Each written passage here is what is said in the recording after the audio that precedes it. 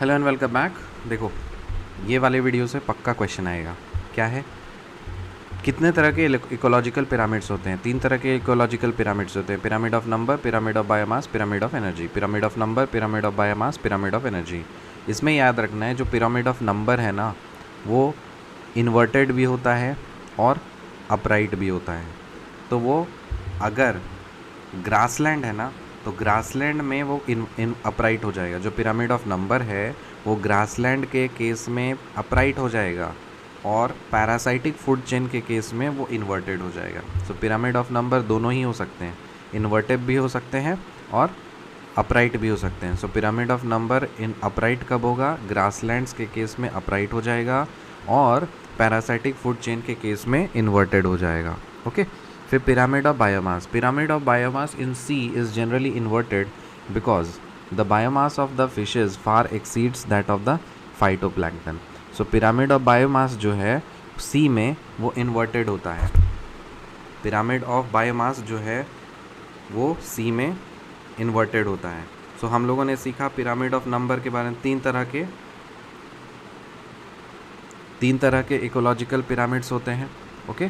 सो कौन कौन से? Pyramid of number, pyramid of biomass, pyramid of energy. Pyramid of जो नंबर है वो ग्रासलैंड्स के केस में अपराइट होता है और पैरासाइटिक फूड चेन के केस में इन्वर्टेड होता है। पिरामिड ऑफ बायोमास जो है वो इन्वर्टेड होता है पॉन्ड और लेक इकोसिस्टम में। पिरामिड ऑफ जो बायोमास है वो इन्वर्टेड होता है लेक और पॉन्ड इकोसिस्टम में। क्यों? क्योंकि जो फाइटोप्लैंक्टन का बायोमास है ना वो कम होता है as compared to that of the small herbivorous fish that feeds on the other producers. So the biomass of large carnivorous fish that depends on the smallest fish is still greater. तो आपको ये याद रखना है।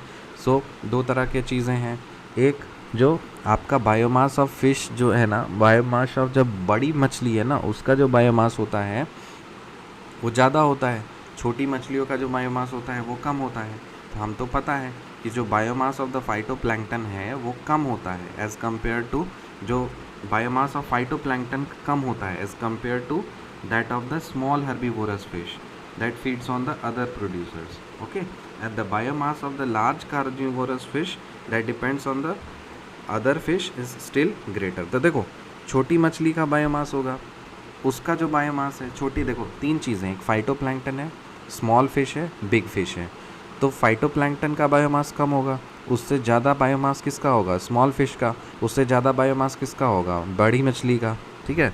तो इसीलिए बोलते हैं कि जो फिशेस है उसका बायोमास ज़्यादा होता है, तो इसीलिए इसका जो बायोमास है तो बायोमास इन्वर्टेड है ना, मतलब जिससे बायोमास सबसे ऊपर में किसका रहेगा? सबसे बड़ा बायोमास, इसीलिए इन्वर्टेड होता है। बड़ी मछली का ऊपर में, फिर उसके बाद छोटी मछली, फिर और फाइटोप्लैंक्टन। तो एक उल्टा ट्रायंगल बन गया ना। ठीक है। तो इसीलिए जो बायोमास का जो पिरामिड है वो इन्वर्टेड होता है किस में? सी और लेक या पॉन्ड इकोसिस्टम में। और पिरामिड ऑफ नंबर ग्रासलैंड के केस में अपराइट होता है, पैरासाइटिक फूड चेन में इन्वर्टेड होता है। और फिर पिरामिड ऑफ एनर्जी जो होता है वो हमेशा अपराइट होता है। पिरामिड ऑफ एनर्जी कभी भी इन्वर्टेड नहीं होता। क्यों? Because the energy flows from a particular trophic level to the next trophic level. तो यूनिडायरेक्शनल फ्लो हम लोगों ने सीखा कि एनर्जी का जो फ्लो है वो यूनिडायरेक्शनल होता है। तो एक एनर्जी लेवल से, एक ट्रॉफिक लेवल से दूसरे ट्रॉफिक लेवल पे जब चला गया कोई, तो वापस नहीं आ सकता है। तो इसीलिए कभी वो इन्वर्ट नहीं हो सकता, वो हमेशा अपराइट होता है। यहाँ से क्वेश्चन पक्का आएगा। What are the 3 types of ecological pyramids? 3 तरह के इकोलॉजिकल पिरामिड्स हम लोगों ने जानते हैं। Pyramid of number, pyramid of biomass, pyramid of energy. जो पिरामिड ऑफ नंबर जो है वो अपराइट होता है ग्रासलैंड के केस में और इन्वर्टेड होता है किसके केस में? पैरासाइटिक फूड चेन के केस में। फिर पिरामिड ऑफ बायोमास की अगर हम लोग देखें तो वो इन्वर्टेड होता है पॉन्ड या लेक इकोसिस्टम में। और पिरामिड ऑफ जो एनर्जी होता है वो हमेशा अपराइट होता है, वो कभी भी इन्वर्टेड नहीं होता है।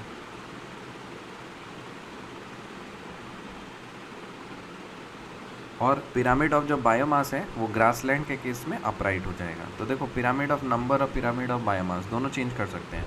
पिरामिड ऑफ नंबर जो है वो ग्रासलैंड के केस में अपराइट हो जाएगा और पैरासाइटिक फूड चेन के केस में इन्वर्टेड हो जाएगा। पिरामिड ऑफ बायोमास जो है वो ग्रासलैंड के केस में अपराइट हो जाएगा और पॉन्ड या लेक इकोसिस्टम में इन्वर्टेड हो जाएगा। लेकिन पिरामिड ऑफ जो एनर्जी है ना वो हमेशा अपराइट होता है, कभी भी इन्वर्टेड नहीं होता है। फिर नेक्स्ट है, how do you define climax community. Climax community किसको बोलते हैं? The composition and structure constantly change, is orderly and sequentially, parallel with the changes in the physical environment. These changes lead finally to a community that is in near equilibrium with the environment, and that is called a climax community. क्या बोल रहा है कि the composition and the structure जो है ना, जो composition है और स्ट्रक्चर जो है इकोसिस्टम का, वो कॉन्स्टेंटली चेंज होते रहता है, और जो चेंज होता है वो एक ऑर्डर में होता है, सीक्वेंशियल में होता है, और एक पैरेलल होता है, जो कि changes in the physical environment. जिस तरह से एनवायरनमेंट, फिजिकल एनवायरनमेंट चेंज होता है, उस हिसाब से आपका कॉम्पोजिशन एंड स्ट्रक्चर जो इकोसिस्टम का होता है वो भी सीक्वेंशियली, ऑर्डरली, पैरेलली चेंज होते रहता है। फिर ये जो चेंजेस होते हैं ना, तो ये एक चेंजेस क्या करते हैं उस कम्युनिटी में एक तरह का एक इक्विलिब्रियम लेकर के आ जाते हैं, जो कि एनवायरनमेंट के साथ में इक्विलिब्रियम बन जाता है। ठीक है ना? तो जो कम्युनिटी इक्विलिब्रियम में आ जाए उस एनवायरनमेंट के साथ में, उसको बोलते हैं क्लाइमैक्स कम्युनिटी। समझ में आया? So the composition, structure and constantly change is orderly and sequentially parallel with the changes in the physical environment. These changes lead finally to a community that is in near equilibrium with the environment, and that is called a climax community. What is ecological succession? Ecological succession क्या होता है? The gradual and fairly predictable change in the species composition of a given area. The gradual and fairly predictable change in the species composition of a given area. मान लो एक given area है, उस given area में कुछ species होंगे, उस species का कुछ कॉम्पोजिशन होगा, तो वहाँ पे जो कुछ ग्रेजुअल और फेयरली प्रेडिक्टेबल चेंजेस होंगे ना, सो जो कुछ भी ग्रेजुअल और फेयरली प्रेडिक्टेबल चेंजेस होंगे उस गिवन एरिया में, उस स्पेशीज़ में, उसको बोलते हैं ecological succession. The gradual and Fairlie predictable change in the species composition of a given area is called ecological succession. The gradual and fairly predictable change in the species composition of a given area is called ecological succession. The gradual and fairly predictable change in the species composition of a given area is called ecological succession. The gradual and fairly predictable change in the species composition of a given area is called ecological succession. The gradual and fairly predictable change in the species composition of a given area is called ecological succession. The gradual and fairly predictable change in the species composition of a given area is called ecological succession. Gradual और Fairlie predictable change जो होता है एक species composition में, the gradual and Fairlie predictable change in the species composition of a given area is called ecological succession. What is ecological succession? The gradual and Fairlie predictable change in the species composition. जो भी gradual और Fairlie predictable change होता है किसी species composition में, किसी एक given area में, उसको बोलते हैं इकोलॉजिकल सक्सेशन. इकोलॉजिकल सक्सेशन मतलब change. What is SERI? SERI किसको बोलते हैं? The entire sequence of the communities that successively change in a given area, उसको बोलते हैं SERI. ठीक है ना? तो उस पूरे देखो सीक्वेंस ऑफ कम्युनिटी, जो भी कम्युनिटीज़ का पूरा सीक्वेंस जो कि सक्सेसिवली चेंज करता है किसी गिवन एरिया में. अभी हम लोगों ने तो सीखा है कि कम्युनिटीज़ जो होते हैं वो सक्सेसिवली चेंज करते हैं. तो जो एंटायर सीक्वेंस ऑफ कम्युनिटीज़, जो पूरे कम्युनिटीज़ जो है पूरी तरह से एंटायर सीक्वेंस ऑफ कम्युनिटीज़ जो कि सक्सेसिवली चेंज करता है किसी एक गिवन एरिया में, उसको बोलते हैं sere. The entire sequence of communities that successively change in a given area is called sere. The entire sequence of communities that successively change in a given area, जो communities का पूरा एक sequence है जो कि चेंज कर जाता है किसी गिवन एरिया में, उस पूरे सीक्वेंस ऑफ कम्युनिटीज़ को बोलते हैं सेरी. ठीक है? Primary succession is a process that starts in an area where no living organisms are there. तो प्राइमरी सक्सेशन किसको बोलेंगे? वो सक्सेशन का मतलब तो होता है चेंज. तो प्राइमरी सक्सेशन एक प्रोसेस है जो कि कहाँ पे स्टार्ट होता है? उस एरिया में जहाँ पे कोई भी लिविंग ऑर्गेनिज्म नहीं है. Secondary succession begins in the areas where the natural biotic communities have been destroyed. और सेकेंडरी सक्सेशन जो होता है वो कहाँ पे स्टार्ट होता है? वहाँ उस एरिया में स्टार्ट होता है जहाँ पे आपका जो नेचुरल बायोटिक कंपोनेंट्स है ना वो डिस्ट्रॉय किया गया हो. तो प्राइमरी सक्सेशन कहाँ पे होगा? उस एरिया में होगा जहाँ पे कोई भी लिविंग ऑर्गेनिज्म नहीं है. सेकेंडरी सेक्शन कहाँ पे होगा? सेकेंडरी सक्सेशन वहाँ पे होगा जहाँ पे जो नेचुरल बायोटिक कंपोनेंट्स है ना वो डिस्ट्रॉय हो चुके हैं. सेकेंडरी सक्सेशन फास्टर होता है as compare to primary succession. ये भी सही बात है. जो सेकेंडरी सक्सेशन होता है वो फास्टर होता है as compare to primary succession. Okay, फिर hydrarch succession takes place in wet areas, नाम से पता चल रहा है हाइड्रार्क सक्सेशन है वो वेट एरियाज में होगा, और जेरार्च सक्सेशन जो है वो ड्राई एरिया में होगा, ठीक है ना। हाइड्रार्क सक्सेशन वेट एरिया में होगा, जेरार्च सक्सेशन वो वेट एरिया ड्राई एरिया में होगा। फिर what is pioneer species, pioneer species किसको बोलते हैं, सुनो, the species that invade a bare area is are called pioneer species, जो स्पेशीज़ किसी खाली एरिया में घुस जाते हैं, जो स्पेशीज़ किसी खाली एरिया में घुस जाते हैं, the species that invade a bare area, bare मतलब खाली, नंगा, so the species that invade a bare area are called primary species. Bryophytes किसको बोलते हैं, some very small plants which holds small amount of soil, this generates after lichens in the primary succession. Bryophytes किसको बोलते हैं, bryophytes उस very बहुत छोटे छोटे प्लांट्स को बोलते हैं जो कि बहुत स्मॉल अमाउंट्स ऑफ सॉइल को रखते हैं, जो कि बहुत स्मॉल अमाउंट्स ऑफ सॉइल को अपने साथ होल्ड करके रखते हैं। और ये कैसे जनरेट होता है, ब्रायोफाइट्स कैसे जनरेट होता है, ये ब्रायोफाइट्स जनरेट तब होता है जब लाइचेंस के बाद, लाइकेंस जो है ना प्राइमरी सक्सेशन में, लाइकेंस के बाद में ब्रायोफाइट्स जनरेट होते हैं। ब्रायोफाइट्स कब जनरेट होते हैं, ये ब्रायोफाइट्स लाइकेंस के बाद में प्राइमरी सक्सेशन में जनरेट होते हैं। सो ब्रायोफाइट्स क्या होता है, some very small plants which holds a small amount of soil, this generates after the lichens in the primary succession. और steps of primary succession in water, देखो ये इंपॉर्टेंट है,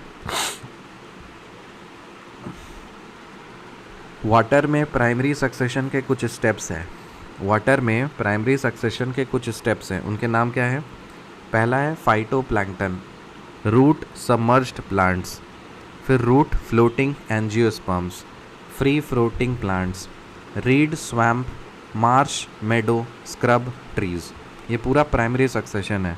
तो उसका सीरीज़ क्या याद रखना है, सबसे पहले फाइटोप्लैंक्टन आएगा, फाइटोप्लैंक्टन के बाद रूटेड सबमर्ज्ड प्लांट्स आएगा, रूटेड सबमर्ज्ड प्लांट्स आएगा, फाइटोप्लैंक्टन के बाद क्या आएगा, रूटेड सबमर्ज्ड प्लांट्स आएगा, फिर फ्री फ्लोटिंग एंजियोस्पर्म्स आएगा, फिर फ्री फ्लोटिंग प्लांट्स आएगा, फिर रीड आएगा, फिर स्वैम्प, मार्श, मेडो, स्क्रब और ट्रीज।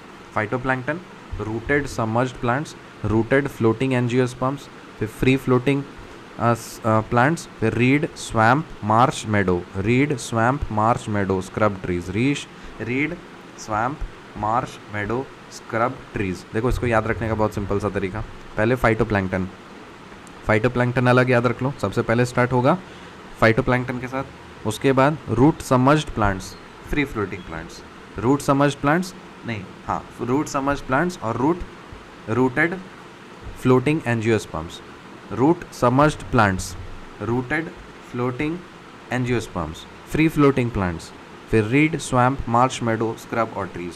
फिर what are biogeochemical cycles, the movement of the nutrient elements through various components of an ecosystem, जो न्यूट्रिएंट एलिमेंट्स होते हैं ना वो मूव करते हैं through various components of an ecosystem, जो इकोसिस्टम्स के अलग अलग कंपोनेंट्स होते हैं ना उसमें न्यूट्रिएंट एलिमेंट्स जो मूव करते हैं, तो उसको बोलते हैं न्यूट्रिएंट साइक्लिंग या फिर बायोजियोकेमिकल साइकिल, उसको बोलते हैं न्यूट्रिएंट साइक्लिंग या biogeochemical cycle.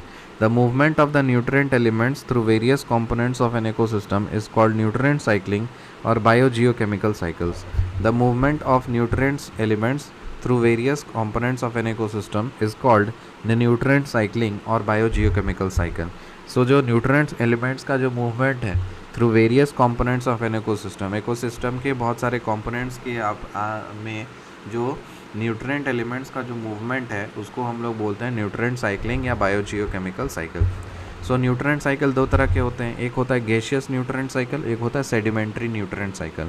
gaseous nutrient cycle और sedimentary nutrient cycle. Gaseous nutrient cycle में जैसे आपका कार्बन साइकिल आ गया है ना, कार्बन साइकिल ये हम लोग समझते हैं, कार्बन कहाँ से कहाँ ट्रांसफ़र करेगा, पूरा कार्बन ही होगा, ठीक है।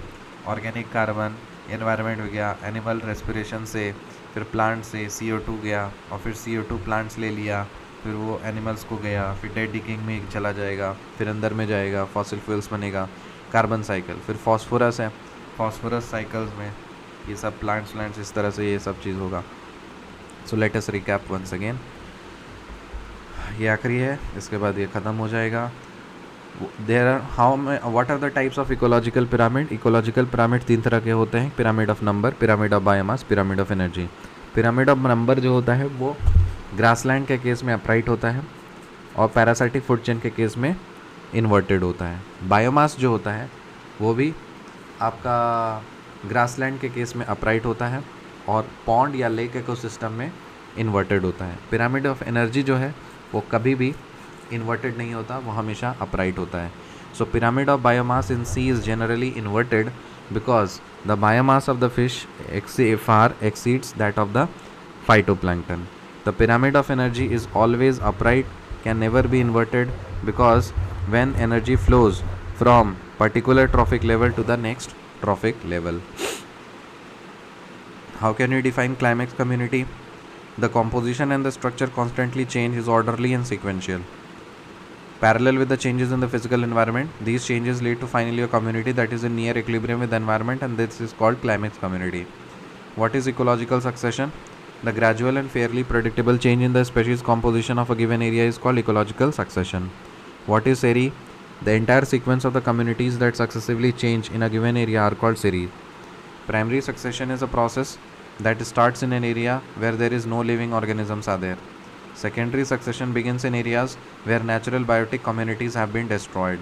Secondary succession is faster than primary succession. Hydrarch succession takes place in wet areas. Xerarch succession takes place in dry areas. What is pioneer species? The species that invade a bare area are called pioneer species. What are bryophytes? Some very small plants which holds small amount of soil. This generates after the lichens in the primary succession. Steps of primary succession in water is phytoplankton, rooted submerged plants, rooted floating angiosperms, free floating plants, red swamp, marsh meadow, scrub trees. याद रखो, phytoplankton होगा, rooted submerged plants होगा, rooted floating angiosperms होगा, free floating plants, reed swamp, marsh meadow, scrub और trees. Biogeochemical cycle क्या होता है? The movement of the nutrient elements through various components of an ecosystem is called nutrient cycle और biogeochemical cycle. Nutrient cycles are of 2 types, gaseous and sedimentary. मिलते हैं आपसे अगले video में, तब तक के लिए बाय.